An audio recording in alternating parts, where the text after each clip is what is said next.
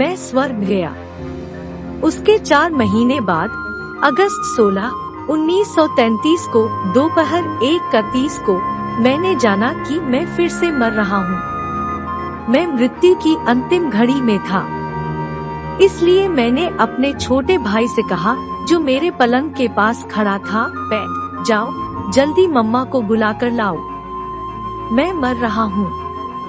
मैं उससे विदा लेना चाहता हूँ। वह तीर के समान कमरे से बाहर भागा। जैसे ही माँ ने कमरे में प्रवेश किया, मुझे अपने शरीर को छोड़ने का वही एहसास हुआ जैसा पहले हुआ था। फर्क इतना ही था कि अब मैंने उद्धार पाया था। मैं अपने शरीर से बाहर कूद पड़ा और जब मैंने अपना शरीर छोड़ा, तब मैं इस समय ऊपर चढ़ने लगा। इस समय मैं नीचे नहीं गया, मैं ऊपर गया। हम लोग एक पुराने मकान में रहते थे जिसकी छत ऊंची थी और मैं उतनी ऊंचाई तक पहुंच गया जितनी छत ऊंची थी। मैं पलंग से 16 या 18 फीट की ऊंचाई पर था। मैं पूरे होश में था। जो कुछ हो रहा था वह सब मैं जान रहा था। जब मैं इतने ऊंचे पर गया, तब मैंने चढ़ना बंद कर दिया और मैं वहां केवल खड़ा रहा। जब मैं रुका, तब मैंने कमरे से भीतर झांक कर देखा और मैंने अपने शरीर को देखा। मैंने अपनी आत्मा को नहीं, परंतु अपने भौतिक शरीर को देखा जो पलंग पर पड़ा था, और मैंने अपनी माँ को मुझ पर झुका हुआ मेरा हाथ पकड़कर खड़ा देखा। माँ ने मुझे बाद में बताया कि मैंने उसके हाथ कसकर पकड़ लिए थे, परंतु उससे विदा लेने से पहले ही मैं अपना शरीर छोड़ चुका था।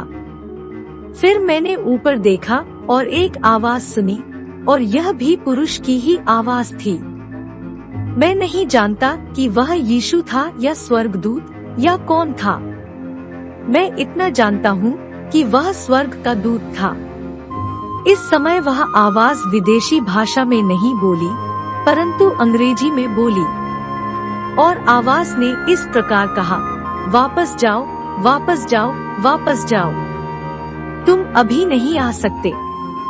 पृथ्वी पर तुम्हारा कार्य पूरा नहीं हुआ है। और जब उसने यह कहा, तब मैं फिर नीचे उतरने लगा और मैं अपने शरीर में वापस आ गया। जब मैं अपने शरीर में लौट आया, तब मैंने अपनी माँ से कहा, माँ, अब मैं नहीं मरूंगा। उसने सोचा कि मैं उस पर नहीं को पूरा करूंगा। चंगाई पाने से पहले मैं उस बिछौने पर 12 महीने पड़ा था उस दिन तक। परंतु यद्यपि जीवित रहना मेरे लिए परमेश्वर की इच्छा थी, फिर भी मैं कोई अपवाद नहीं था। अर्थात दूसरों के समान मुझे भी अपनी चंगाई पाने की आवश्यकता थी। और चंगाई के संबंध में परमेश्वर के वचन के सत्य को समझने में मुझे 12 महीने लग गए। इस अनुभव के बाद अपनी चंगाई पाने का इंतजार करते हुए महीने महीने उस बिछौने पर पड़ा रहा। और यदि आप चंगाई पाने के लिए परमेश्वर का इंतजार कर रहे हैं, तो वह आपको चंगा नहीं करेगा। आप मात्र अपना समय बर्बाद कर रहे हैं, क्योंकि परमेश्वर इस बात का इंतजार कर रहा है कि आप उस बात को प्राप्त करें जो उसने आपके लिए विनामूल्य दी है। यदि आप परमेश्वर का वचन पढ़ेंगे और उस पर मनन करेंगे, तो आप अपनी चंगाई का उपयोग करने लगेंगे और जो कार्य परमेश्वर ने पहले से किया उसे स्वीकार करेंगे और अपनी चंगाई पालेंगे। क्या आप समझ गए कि चंगाई और विश्वास के विषय में मुझे इतनी रुचि क्यों है? कई बार वचन से सत्य सिखाने के बजाय सिद्धांत सिखाए जाते हैं। मैं जो सिखा रहा हूँ वह कार्य करता है परमेश्वर का अनमोल पवित्र वचन। क्या आप अब समझ गए कि मैं विश्वास और चंगाई के विषय में इतना दिलचस्पी क्यों रखता हूँ? कई बार बाइबल से सच्चाइयाँ सिखाने के बजाय सिद्धांत सिखाए जाते हैं, परंतु मैं ऐसा कुछ सीखा रहा हूँ जो काम करता है, परमेश्वर का अनमोल वचन। मैं आपको यह समझाना चाहता हूँ और मैं यह अनुभव से और बाइबल से जानता हूँ। जब मनुष्य मर जाता है तब वह अपना भौतिक शरीर छोड़ देता है और वह उस समय भी मनुष्य रहता है जितना कि वह उस समय था जब वह भौतिक शरीर में था। मेरे साथ भी ऐसा ही हुआ। लूका के 16वें अध्याय में धनवान मनुष्य के साथ भी यही हुआ और लाजर के साथ भी यही हुआ। भौतिक मृत्यु शरीर से अलगाव है। हम निम्नलिखित पदों से भी यह देखते हैं कि जब मनुष्य मर जाता है तब वह अपने भौतिक शरीर को छोड़ देता है। 2 कुरी 5:8 इसलिए हम धार्स बांधे रहते हैं और देह से अलग होकर प्रभु के साथ रहना और भी उत्तम समझते हैं। फिलिप्पियों 1:21-24। 21 क्योंकि मेरे लिए जीवित रहना मसीह है और मर जाना लाभ है। 22 पर यदि शरीर में जीवित रहना ही मेरे काम के लिए लाभदायक है तो मैं नहीं जानता कि किसको चुनूं। 23 क्योंकि मैं दोनों के बीच अधर में लटका हूँ।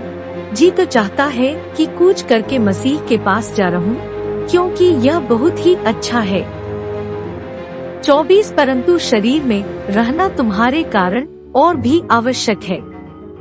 पौलुस ने कहा क्योंकि मेरे लिए जीवित रहना मसीह है और मर जाना लाभ है, परंतु शरीर में रहना तुम्हारे कारण और भी आवश्यक है। फिली 1:21-24। उसने यह भी कहा तो भी मैं यह नहीं जानता कि किसको चुनूं। पद 22। बाइबल यह कहती है कि जब विश्वासी मर जाता है तब वह अपने भौतिक शरीर को छोड़ देता है और वह स्वर्ग चला जाता है ताकि परमेश्वर के साथ रहे। मित्रों, हम परमेश्वर को और परमेश्वर की बातों को केवल परमेश्वर के वचन के माध्यम से समझ सकते हैं और हम परमेश्वर को हमारे स्वाभाविक मानव ज्ञान के द्वारा और हमारे बुद्धि के द्वारा नहीं जान सकते। जब मैं कहता हूँ आत्मा, तब मैं पवित्र आत्मा के विषय में नहीं कहता। मेरे कहने का मतलब हम परमेश्वर को मनुष्य के आत्मा के माध्यम से जानते हैं। मनुष्य का आत्मा परमेश्वर से संपर्क करता है क्योंकि परमेश्वर आत्मा है। नीतिवचन 20:27, यूहन्ना 4:24। हम जानते हैं कि आत्मिक बातें भी भौतिक वस्तुओं के समान ही वास्तविक हैं। परमेश्वर उतना ही वास्तविक है मानो उसके पास भौतिक शरीर हो, फिर भी उसके पास भौतिक शरीर नहीं है। वह आत्मा है। यीशु के पास अब भौतिक शरीर है, मांस और हड्डियों वाला शरीर, परंतु मांस और लोहू का शरीर नहीं। लूका 24:39। Vertical bar. आपको याद होगा कि यीशु के पुनरुत्थान के बाद उसने अपने चेलों को दर्शन दिया और उन्होंने सोचा कि वे आत्मा को या भूत को देख रहे हैं, परंतु यीशु ने कहा, मेरे हाथ और पांव को देखो कि मैं वही हूँ, मुझे छूकर देखो, क्योंकि आत्मा के हड्डी और मांस नहीं होता जैसा मुझ में देखते हो। लूका 24:39। उसी तरह यूहन्ना के 21वें अध्याय में पतरस और अन्य लोग मछली पकड़ने के लिए गए थे। उन्होंने सारी रात मेहनत की परंतु कुछ भी पकड़ नहीं पाए।